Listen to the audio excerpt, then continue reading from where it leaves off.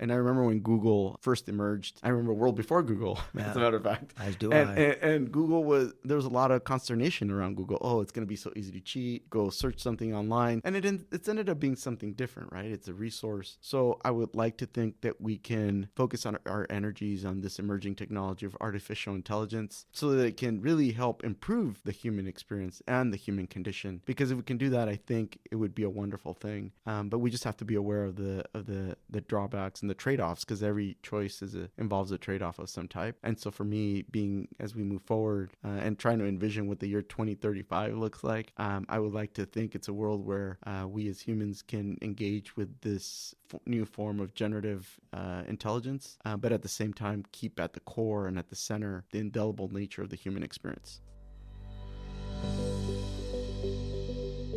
Welcome to the Superintendent's Hangout, where we discuss topics in education, charter schools, life in general, and not necessarily in that order. I'm your host, Dr. Sciarretta. Come on in and hang out.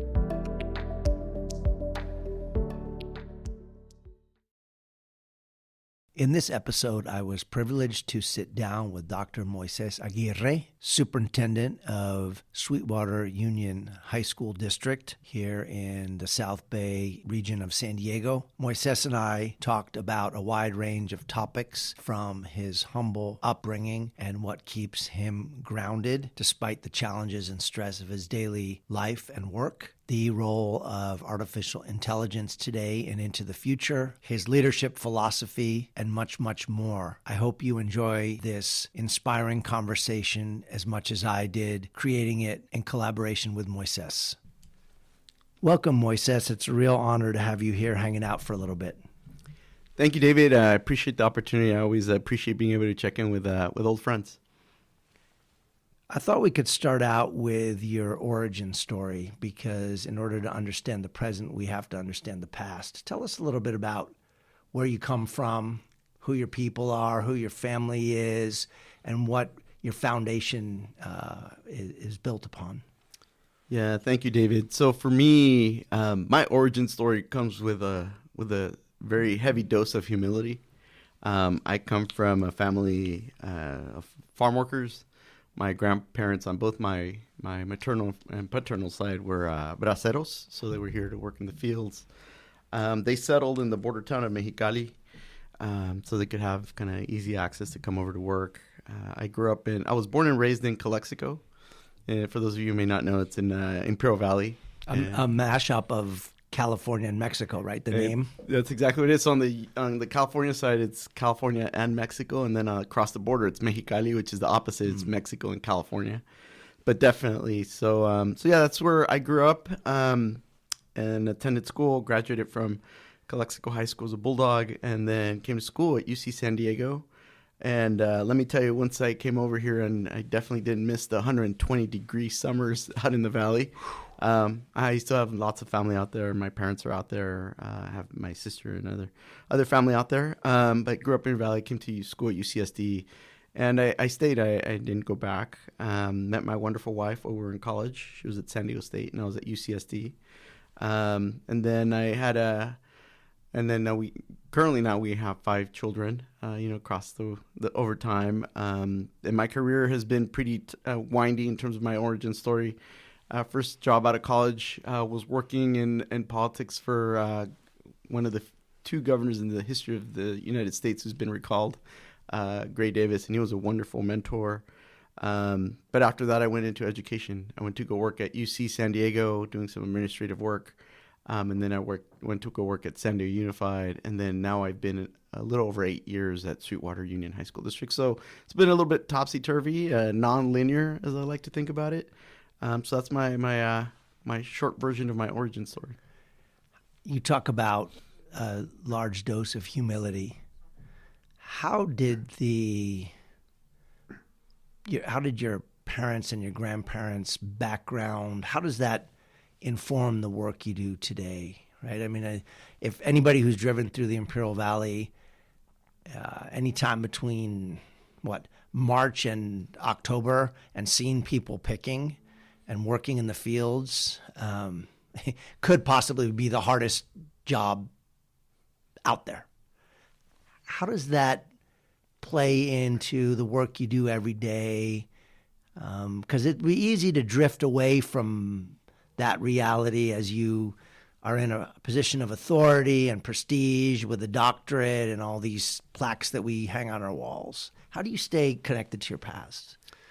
So for me, that really comes down to being well grounded in the moment, right? Anytime you start getting a little bit of a whiff of entitlement, a memory seeps in and how grateful you are. So I remember being in kindergarten, and it was me, my mom, my dad, and my little brother. And I remember we lived in a 1-bedroom duplex. And so there's 4 people, 1 bedroom. Something had to give. So me and my dad had this mattress. We didn't have the blow-up mattresses back. It was a regular mattress on the floor so that my brother can sleep, on the bed with my mom. It was just those types of things stay with you, and you stay well grounded. So again, it really keeps away some of these thoughts of entitlement, or you don't have any entitlement. You have to work hard for every single thing you get. It builds a lot of resilience. You learn that when life knocks you down, you just have to pick yourself up and dust yourself off. Because at the end of the day, everything that's worth something in life is worth the struggle to get. Very few things are actually handed to you on a silver platter, especially when you're coming up from such a humble place. And so for me, that's it helps keep me grounded. That and my 5 kids. Yeah. Like, you're well grounded. Yeah, nothing like kids to make you forget all the things on your resume, right? Yeah, definitely. That's important. They say when you start to really listen to your own theme music, that's when you get in trouble. Yeah. So, so you started your work in politics before you got into education formally. What kind of lessons do you bring from your years working in politics? And I would put a parenthesis and say, we're all still working in politics, but politics formal, capital P. What lessons did you learn from that you apply to your current role?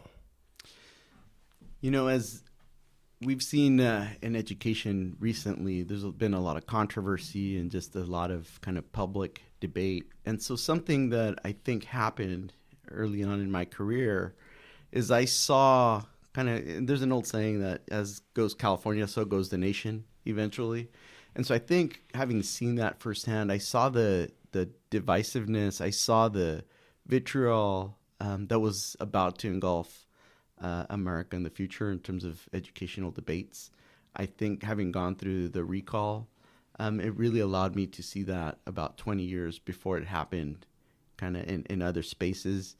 And so for me, it really grounded me in, at the end of the day, there's going to be ongoing debates and disagreements. And it's important to be able to carry ourselves with a modicum of integrity and to not necessarily let things get under your skin. So whatever may be happening, to be able to approach the work with dignity and allow folks the space to get whatever they have to get off their chest or off their minds, and then to be able to proceed. Because at the end of the day, it's impossible to make everybody happy, but it's very much possible and important to make sure everybody has a forum so they can feel heard. But at the end of the day, again, there's just that understanding that no matter how hard you try, you're not going to make everybody happy. And for those of us in education, I think that's a very challenging concept, because we mostly got into education because it's a service-oriented career. We want to be here to serve. We want to be here to educate the next generation. So then to feel like there's somebody out there who won't be satisfied, I think is sometimes it feels like somewhat of a failing. And so I think I was able to glean early on that ability to carry ourselves professionally with courtesy, with dignity, but also have an ability to disagree. Somebody once said it, look, just because we disagree doesn't mean we have to be disagreeable, because at the end of the day, we have to continue working with each other the day after tomorrow. It always strikes me as curious when I run into leaders in education who say, I don't do politics. I'm an educator. I focus on the kids in the classroom. And I think that's, first of all, they may be, quote unquote, doing politics anyway, consciously or unconsciously, right? Because really, fundamentally, it's people working with other people at any level. So I think that's inspiring for me. I've known you a long time as we've both kind of navigated this career and different positions, and to be able to come from a background of understanding at the highest levels in the state how people, individuals and groups work with each other, and then bring that down to the local context. I would see that as being really invaluable in terms of treating people well, even if you disagree. People think politics is dirty. It's not. Most of the time, it's not. Yeah. And I harken back to I was in my undergraduate work, I was a political science major. And so kind of one of the things that you're taught early on is politics is a means towards resolving collective problems. It doesn't have to be something that we kind of look away from or reject, but it can be something that can be a means towards resolving some of these intractable problems that are faced in a democracy. And democracies are, they're messy, but they're I think a way that allows everybody that space to be able to be heard, be able to be seen. So yeah, I think again, how you think about it, is going to be how you address it, how you approach it. And so I think it's better to work with it to be able to resolve some of these problems and just try to kind of put your head in the sand and ignore it. Yeah. What's your, speaking of leadership and bringing this to the local context, what's your philosophy of leadership, and how do you believe that this is manifest in your current role in Sweetwater, which, by the way, for listeners, is, I think, the largest secondary school district in the state, just 35,000 and change students, so very large. How does your philosophy manifest itself? So my philosophy is one that focuses on, and it's born through experience, observation, as well as kind of literature review or whatnot. But for me, my philosophy is that true sustainable transformation really happens in a way that's incremental. Because as I've seen different leadership styles and different leaders, I think when you try to do something that's very blunt or a huge shock to the system, it may work for a short period of time from an institutional perspective. But over the long term, those efforts tend to not stick. They tend to not really kind of sustain over time. And I'm interested in sustainable change so that we can have more equitable results in education. A lot of times there's an allure of the fad or the most recent trend, and folks get on board, and that's understandable. But for me, my philosophy is one that true sustainable transformation is incremental. So how does that apply then in a context where we are seeing staff shortages? It's common across the state and I think across the nation that it's really challenging to find teachers. We're going to have whole swaths of our profession retiring in the next 5 to 10 years. Leadership turnover, all of those factors. How do you get even incremental change and improvement in a complex system when the Tetris board, hearkening back to those of us who went to college in the 90s and should have been studying instead of playing Tetris, when the whole board is shifting all the time? I'm always curious about that. I think that's actually a great opportunity to practice this because it allows us as leaders to anticipate what is to come. And so there's different aspects to leadership, and some of it is visionary and be able to envision what's coming down the pipeline to anticipate and have our organizations be well prepared. So that's the visionary aspect. And then there's more transactional, making sure the buses arrive on time and pick up kids. So for me, that's the visionary aspect. If we understand this as educators, how can we partner with our four-year colleges and universities? How can we partner with HR associations? How can we make education interesting again as a career? And I think right now, not just education, but all industries are being buffeted by winds of change. And so we can either react, in which case we may miss something, or we can be thoughtful, we can be deliberative, and put some measures in place. For example, if you know there's going to be a shortage, you can look at maybe offering some type of incentive for kids that graduate from your system. If they go to a four-year university, have in a particular field that's challenging. Maybe they have the promise of a job once they graduate. So that kind of thing. But the reality is right now, the economy is changing. The labor market is changing. There's all sorts of ways for folks to make a living that weren't there before. So if you think about content developers, before Instagram and before TikTok, content developer, I think, meant something very different than it means now. So for us, I think is a matter of needing to be competitive in the labor market space. How have demographic changes impacted your district? So specifically, the drop statewide that we're seeing in school-age children, for example, whatever those causes are, right? Whether it's cost of living in Southern California, whether it's cost of living in the state. If you're Joe Rogan, that's what you point to all the time, and you move to Austin, Texas, and try to attract people to go live with you there. How has that impacted your district, and what are some things you're doing to address that? Just like other urban areas in the state, we have had declining enrollment since pretty much since I arrived at Sweetwater. It was a trend that was kind of starting, and it's only continued apace. So in our district, when I first got there in 2015, we served approximately 40,000 students, a little over 40,000. And now we are at a little over 35,000. So if you want to think about it that way, it's 5,000 students. Put another way, it's a high school and a middle school. And we haven't closed high school and a middle school because we've been very aware of the way that this could impact and kind of exacerbate some inequities. So we've definitely been impacted by this declining enrollment that's happening, not just in our district, not just in our region, but really it's across America. And so how has it impacted us? Well, we need to be more strategic. We need to be more mindful, particularly when it comes to staffing levels. How do you adjust for the decrease in students and what it's the commensurate decrease that will eventually need to happen? And how can you be thoughtful? Because whenever you think of a school system, there's all sorts of stakeholders involved, and every single one is going to be impacted in different and unique ways.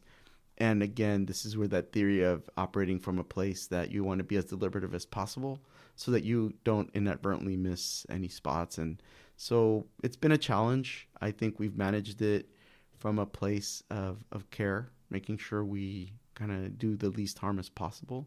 But at the end of the day, when you have such a strong decrease in enrollment, it's going to impact all of us, in urban California. And it's all the way from the Bay Area down through Los Angeles and all the way down here. So how can we be thoughtful and how can we put some measures in place? But we've definitely been impacted by this decrease in enrollment. So your district covers a large and also really fascinating swath of South County, South Bay area of San Diego, from National City. You got Bayfront. You got east going all the way to Otay Ranch. You go south to, I think some of your secondary schools are right near the border. So diverse neighborhood, north, south, east, west, different needs, different, for lack of a better word, demands, right? And people ask for things and want their needs to be met. And most people want their needs to be met yesterday, no matter who they are. How do you, as superintendent, lead on that complex chessboard of differing regional demands, and then on top of that layer is the declining enrollment, and on top of that is at one time was COVID and could be something else. How do you keep the ship going in the right direction during all of that? So the one word, if I had to describe it, would probably be deliberation and deliberative. As you mentioned, our district is fairly large geographically as well as from an enrollment perspective. So we go from the border, literally from the border with Mexico and Baja California, all the way up to past National City on the border with the city of San Diego, and all the way east to East Lake and those areas. And west, we have Imperial Beach and some of the issues there. So a lot of like micro regions, if you will, to our district, each one with their own unique set of needs and wants. And I think it's important to take it into consideration, whatever the advocacy may be, and then to be able to develop a plan that's as reasonable as possible. And sometimes that's a challenging thing because of the call on resources and the fact that, as you mentioned, there's not sufficient resources for everything everybody would like. And so I think for me, it's really important to be thoughtful and make sure people feel heard. Because at the end of the day, when you make a decision at the district level, I think it's important to be able to have people understand why you made the decision. They may not necessarily agree with the decision, but if they at least understand the rationale, I think that adds a layer of kind of what responsibility that we all have as leaders to make sure people understand, in essence, how these decisions are being made. They may not agree, but at least that there's a rationale for them. Shifting gears a little bit, your career has included work leading the Office of Charter Schools at San Diego Unified School District. That's how you and I both met when we were both significantly younger. You were significantly younger than I was at the time. Your current district also authorizes, I believe, at least one charter school. How do you view the role of charters within the public education constellation in our state?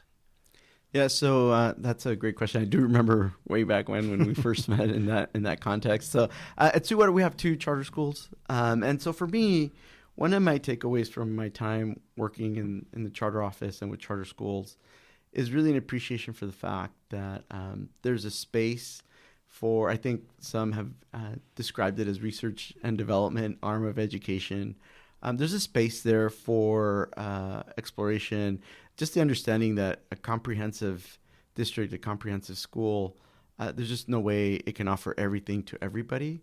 So charter schools have a space to offer a niche kind of programming. You know, not every campus can be offering in different languages, for example, a German, a Spanish, a Mandarin language program. So how can we come together to offer the best options across the board, understanding that from a public school perspective, the traditional public school, there's very much that responsibility for an attendance boundary for all of our schools, and then the niche kind of aspect that charter schools can offer for parents looking for something a little bit more specialized was kind of how I tend to think about it. The landscape, continues to evolve and evolves quickly, but at the end of the day, I think. Again, if you're deliberative, if you're thoughtful, there's ways that reasonable people can come together to find some common understanding.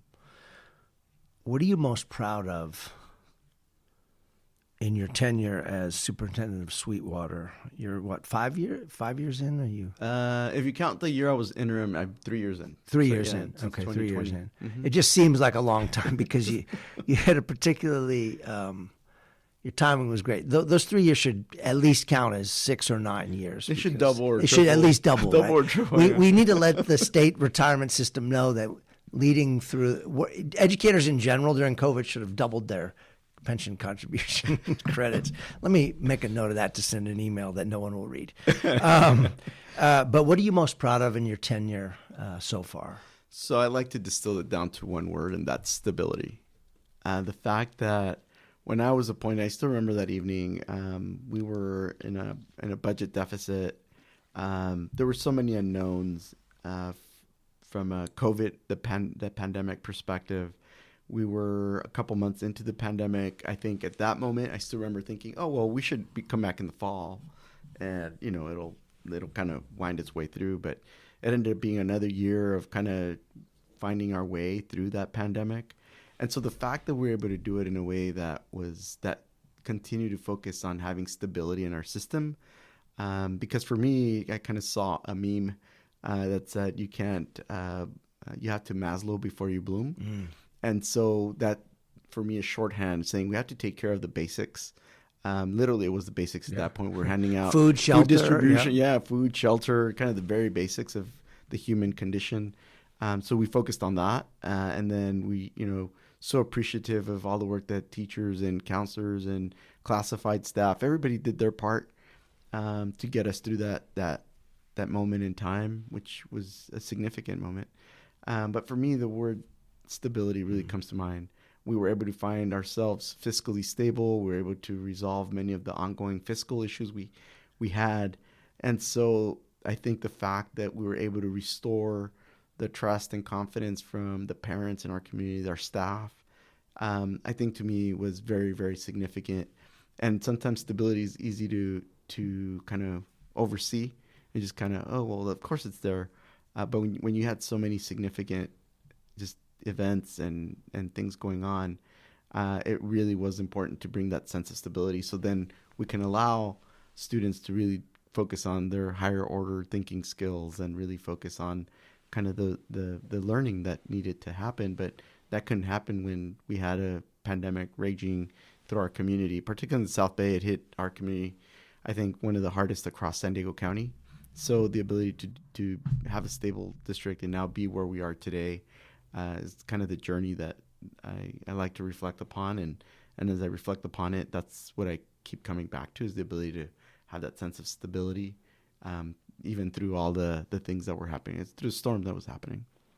So just when you are feeling comfortable with your stability, and you mentioned higher order thinking skills, which we normally ascribe to human beings, we have this interesting emergence of artificial intelligence, which had been percolating behind the scenes for a long time. But it wasn't really until these language learning models became commercially and widely available, ChatGPT and others, Bard and others, that suddenly it kind of came to the forefront. And it's become a hot topic everywhere, including in education. What is Sweetwater doing as a district to address the fact that ChatGPT and others are here to stay? Yeah, so I think what really is going to be changing the game here is that it's generative, right? So it has the ability to generate its own thought processes and to learn. And so what we did is, in anticipation of this, once the springtime of this year happened, we brought together, we stood up a committee, a work group, to really examine the impacts from different, and really what's really important is to take into account the different perspectives. Because there's going to be the impact to students, right? And how are they going to leverage this technology for good or not, right? Because there's some things there that can help. So, for example, if you look at Saul Khan from Khan Academy had a video on YouTube. I think it was a TED Talk, and he was talking about the ability to have ChatGPT as a tutor. That's right. Be able to move student learning up to 2 standard deviations. So that's pretty significant growth that could potentially happen. But along the line, there's also some risks. And as exciting as the positives are, we have to be very aware of the trade-offs, because inevitably there'll be trade-offs. And that's just a student perspective. Through this work, again, it's a cross-section of our district. We have some teachers who are there, and they've pointed out that there's some apps that leverage artificial intelligence to help them do lesson planning and some other skill sets there as well. So there's going to be an impact.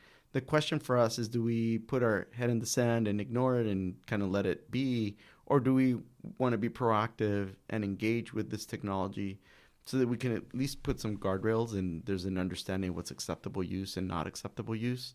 And so we took the latter approach rather than the former. And so we brought this work group. Our goal is to have a kind of a sharing out of these guidelines. And it'll be guidelines, not necessarily formal policy or procedure, because we want to give it time and space to evolve. So our timeline is to be able to bring this forward by the month of December, so to close out the calendar year. And again, just to put some guidance out there for our teachers, for our students, for our parents. There's a lot of considerations that go into that and doing it in a reasonable way. And probably the day after we send those out, they're going to be outdated because there's going to be some change to the technology. So this is going to be a field that I think evolves very quickly, but we want to be engaged in it. We want to be able to shape it rather than kind of having it be a kind of a free-for-all and then we're just trying to react. I want to be proactive within our community because I think it could be beneficial if utilized appropriately. Yeah, I think that generative nature is so fascinating and also unsettling for us as humans, right? Mm-hmm. There's this story, it's in a book that Henry Kissinger and one of the founders of Google, and I can't remember exactly the last name, but they wrote a book recently about AI, and it starts out with this scene where, for decades, IBM was building this computer, Big Blue, that supposedly could beat any human, any chess grandmaster out there. And it got to where it would beat the best in the world 99 out of 100 times. Then this artificial intelligence generative machine played Big Blue. And in the beginning, it lost resoundingly. But then it started to eke out victories. And eventually, in 2 or 3 days, it was dominating Big Blue, but was playing in ways that a computer wouldn't play. So it was exhibiting human-like characteristics and doing tricky moves and things that were kind of illogical, but they had a logic to them at a deeper level. So these are really interesting things to ponder, right? As you say, higher order thinking. What does it mean?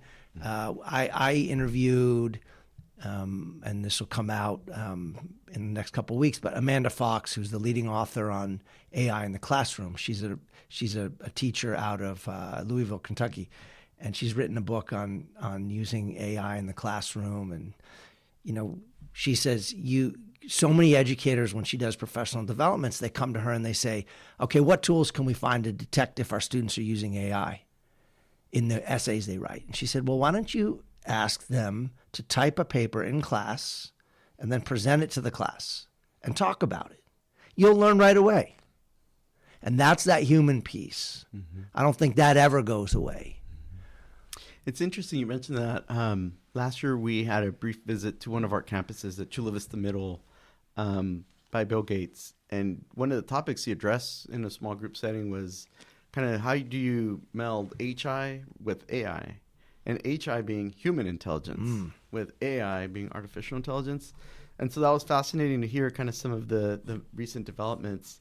And then a couple of weeks ago, I read an article in a journal, Foreign Affairs, and it asked a fascinating question. It's the year 2035. How has AI changed the world? And so here we are in the year 2023. We're talking about 2035, which sounds super far into the future, but it's only 12 years, which in the annals of human experience is not that much. You'll be 50 years old. I'll be a little bit older. I won't be 50 years old. I'll definitely be older, that's for sure. Got rolling. But it's a fascinating question to ask from a visionary perspective. It's the year 2035. How are we going to be engaging our world, both our natural world with all the things going on with our climate? How is the world going to be different with our built environment, with so many things that are happening? How are we going to be engaging with technology? So we're going to need a lot of visionary leadership. And some of it, I think there's a lot of cause for fear. I've heard that. I think we all have. I also think there's a lot of cause for hope. Ultimately, I think with any new technology, there's going to be a set of trade-offs. We just have to be mindful that we protect the integrity of the human experience. I think that's what we have to be very mindful of, and making sure that we continue to have that ethos of empathy, that ethos of that every life has a natural dignity to it.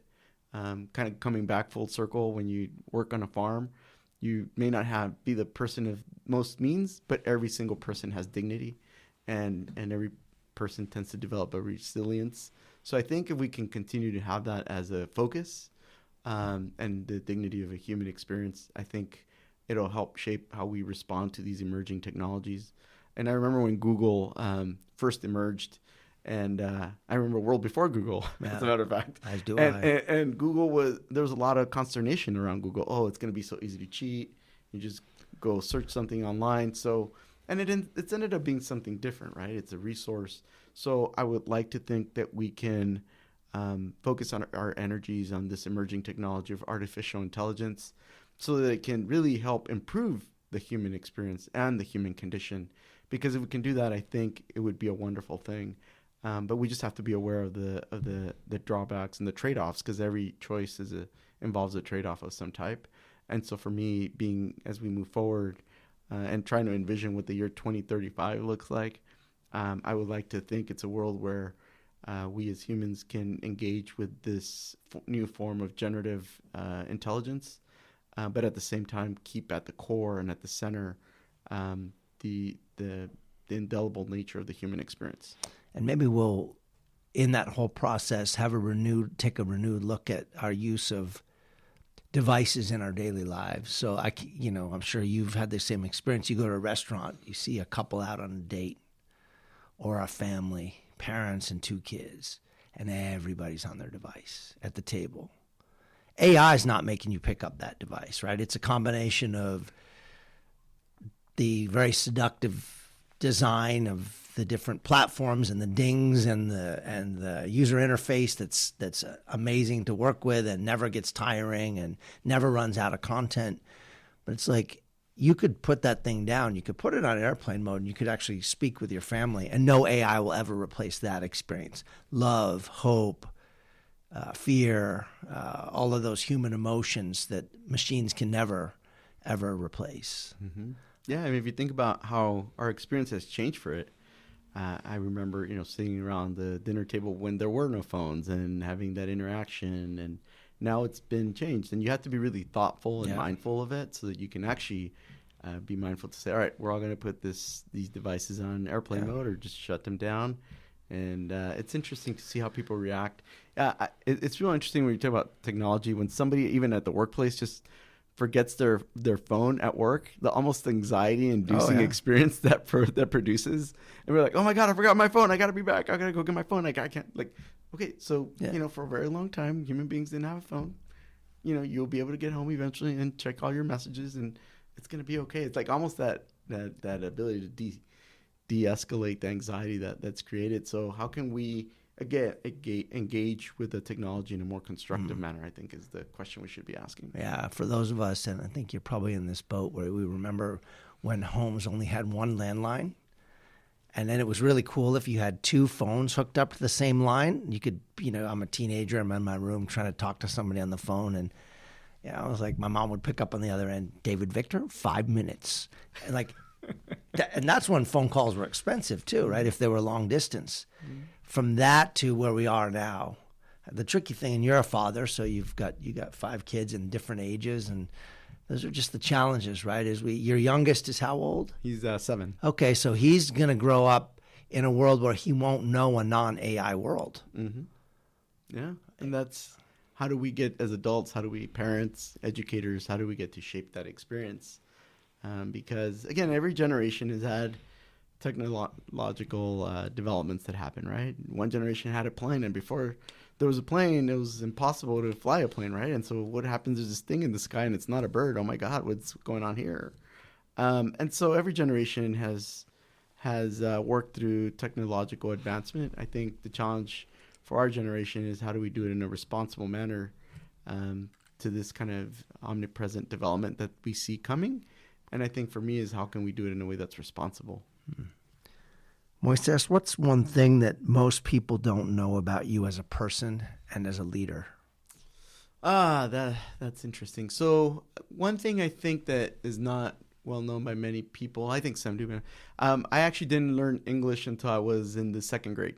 So my parents spoke Spanish, living on the border, had some time that I went back and forth. So I think that really helped me make sense and understand how challenging it is for some of our families to engage with a comprehensive kind of bureaucratic system such as an educational system. And so I think because of that, I that approach the work that we do with humility, and the making sure we're providing support to families who may not be as familiar with the system. And even if they are familiar, just navigating the multitude of kind of bureaucracy that engulfs an organization system. And it changes every year because there's new laws that come online, new regulation, and how can we support our families? And so that's one thing that I think is not well known about me, is the fact that I didn't learn English until I was around 2nd grade. What language do you dream in? That's interesting. I think I probably dream in both. Both? Yeah, it depends on the context. Interesting. Familiar, I'll do like family setting, Spanish, and then work setting. So it depends on the dream. It's situational. Yeah. They say that your true original language comes out if you stub your toe. It's like, yes, right? yes. That's kind of in that moment of involuntary Like a reflex exclamation. That would probably be in Spanish. It would probably be in for me. Spanish. Yeah, that's Yes. interesting. So yeah, I mean, even just the English language learner, now multi-language learner, the new vernacular, but that journey, right? Your district has a significant percentage of students who are going through the journey that you went through, obviously in their own ways and in a different context. That's got to be really valuable as a leader to be able to go, even with your team at your level, right? Like, hey, let me shed some color commentating Al Michaels style on this situation because I lived it. Yeah, I think that's one of the things that I'm able to bring to the leadership opportunity and the leadership challenge of our district is that being able to share in that challenge, that experience that a lot of our students and parents and community are going through. I think that's part of what I can bring to the table. So leading a large school district is undoubtedly a stressful and relentless job. You know, I kind of describe in my context, I call it the Texas barbecue, low and slow, because it never really goes away, right? It's a 7-day, 24-hour thing. It might not spike the same as being a site principal every day at 3:30 at dismissal where you have to deal with 1,000 kids and parents, but it never goes away. How do you find renewal and rejuvenation and new ideas in your life so that you can meet the challenges of your job and also be an effective husband and father in all of that? You know, for me that really is more of a journey. It's not a starting point and end point. And so my journey involves family. I find much renewal in spending time with my wife, my kids, my parents, my siblings, my brother. And so, you know, there's a lot to be said for that. Just the ability to share a laugh with my family, share some moments. That's how I find renewal. I also find renewal. I've recently taken up a little bit of meditation. And so the ability to just be mindful, which is an interesting juxtaposition because I use an app for that. So it's on my technology, but part of the Headspace. But it's Calm. It's calm. Yeah. Calm. And so part of that is You and LeBron. I'm using and, you know, it works for LeBron, and I figure it might work for me, right? So for me, that's kind of a skill set I'm trying to develop. Just the ability to have mindfulness. I find it ironic. It's on my phone and it's on an app that I'm trying to disconnect. It's just kind of the juxtaposition is pretty interesting. But for me, things like that, going for a walk in the evening at the park, just kind of to decompress the day.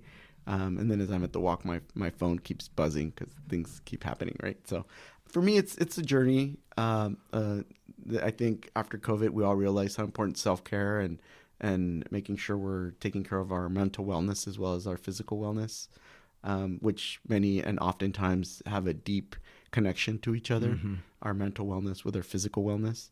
So I think it's important. Sometimes some days are harder than others. That's just the reality.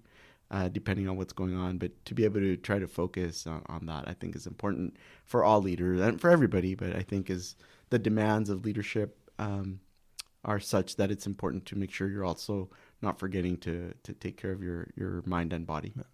Refill the tank when you can. The tank, fill the cup, however Fill the cup, whatever it is.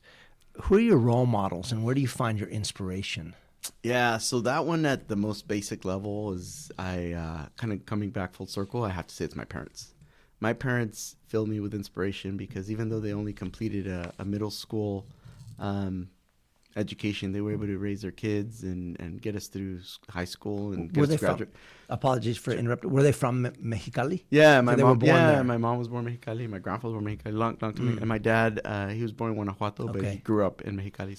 So I think my parents are a deep source of inspiration. My family, my wife, my children, they're a deep source of inspiration from a personal perspective. I have role models I look to professionally, people I've worked closely with that I feel are heavy influences. People like Dr. Bob Stein, Dr. Carl Cohen, just different folks that I've worked with over time that I feel really have influenced me. There's in different realms as well, because my career has been so kind of, topsy-turvy. But on our board, trustee Segura, he worked in labor for a long time, and I learned a lot from him.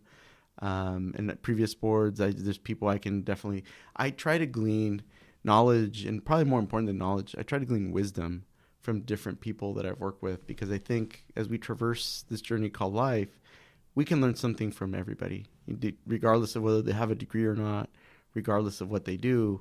You never know where that nugget of wisdom is going to come at you. We just have to have our ears and our eyes open to be able to acknowledge it when it comes to us.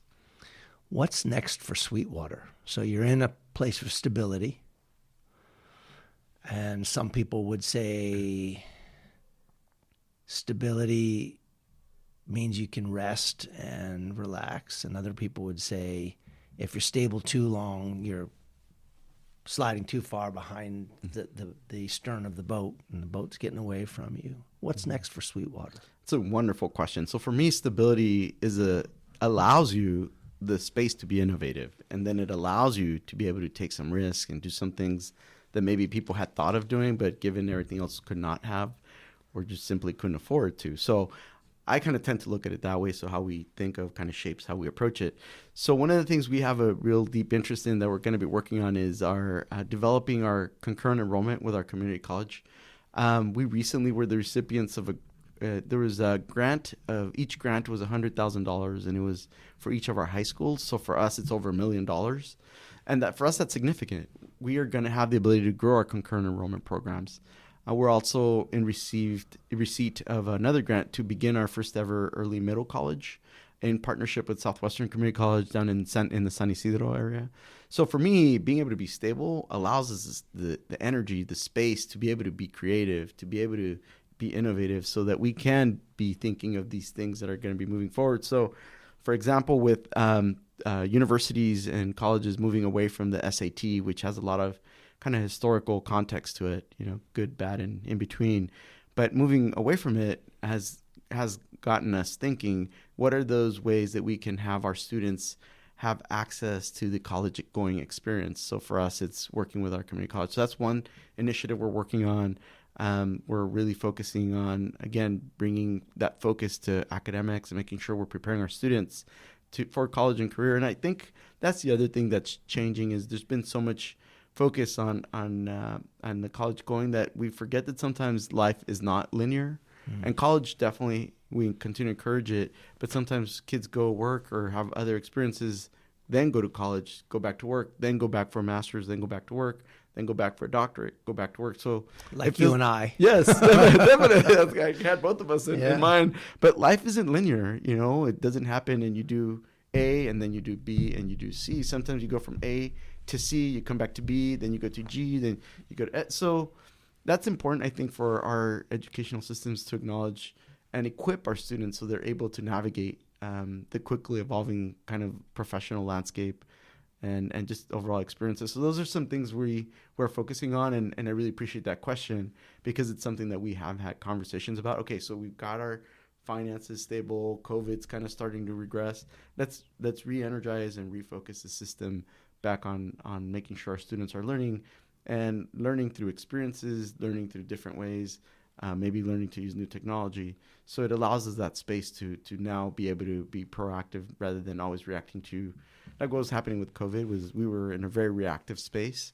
There's a new regulation and a new check and health check that would come down, and the expectation was that schools would really be responsible for it, whereas in the past was more the healthcare industry.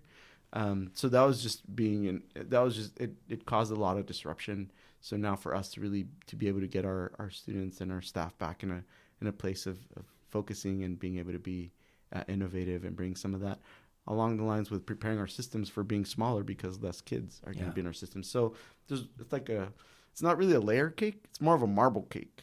All these things intersect and interact. And it's not a neat layer like, this is the declining enrollment layer, and this is not the innovation layer, and this is not that. No, it's really a marble cake where everything's kind of in there and it's juxtaposed, and there's a lot of contradiction. And for us, the ability to work through those in a really reasonable way to make sure we're supporting our communities is important. I know it's a ways off still, but the day you retire from service in public education, what do you want your legacy to be? That's interesting. So for me, I really see myself as a workhorse, not as a show horse. And everybody has their own... Clydesdale. Yeah. Yeah, it's a workhorse, right? So Yeah. for me, I really want to make sure that my legacy is our students had the most experiences available to them to learn.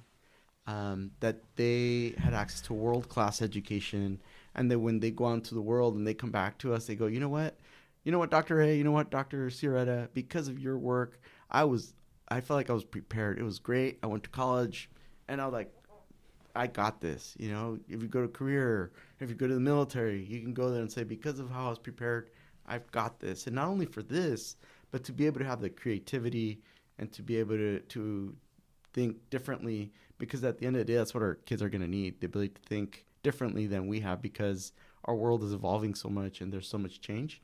And that is the constant across everything is change, to make sure that our students have the ability to meet that change head on. I would like that to be my legacy.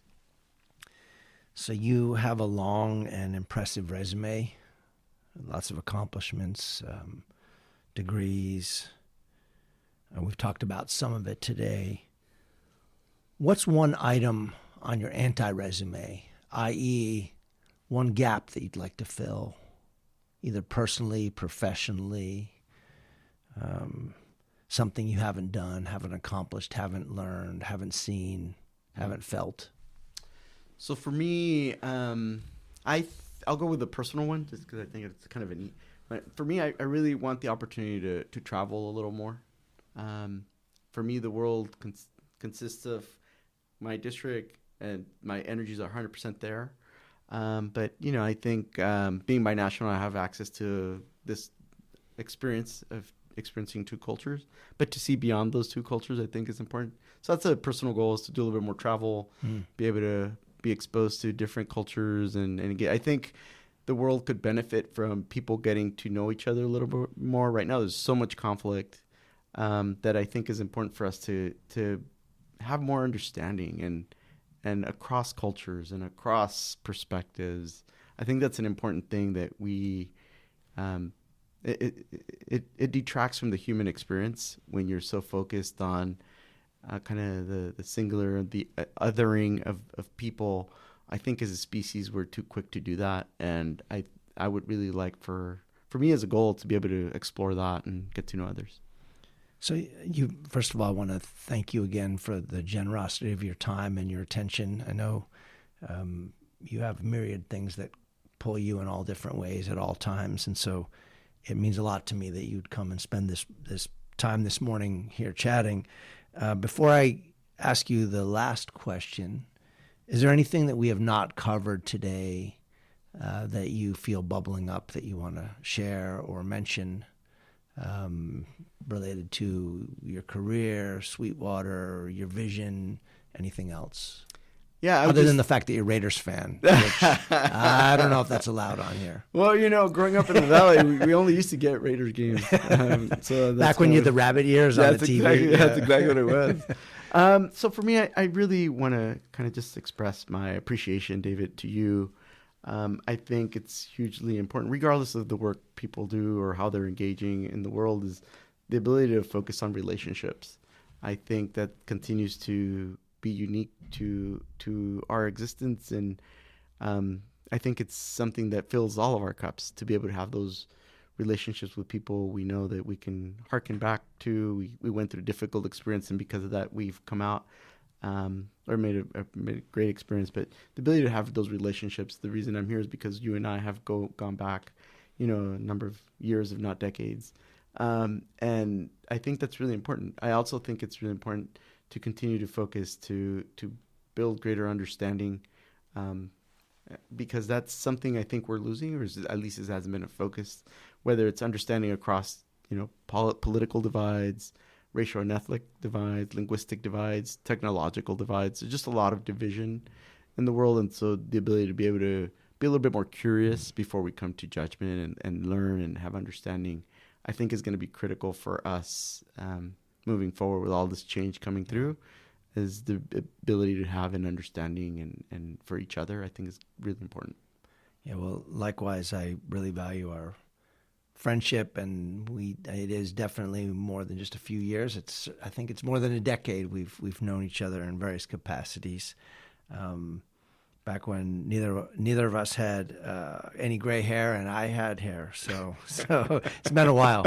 So the last question is, you get to design a billboard for one of the freeways that runs through your district, and you have a number of them. So like the 5 or the 805 or the 54 or one of those, the 125.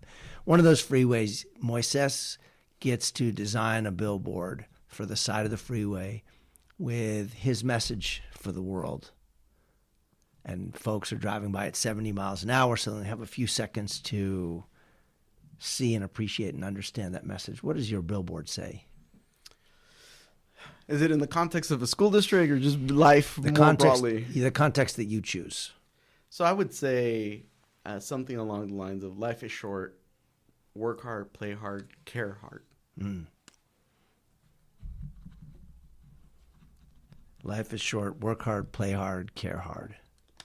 That's a great and I think fitting way to end today's conversation. And we'll have to do this again soon. I'd love to circle back and see how your partnerships with universities are going and the middle college concept. And I'm always intrigued by the great work you're doing in a very challenging environment. So thank you so much for joining us today. Thank you, David.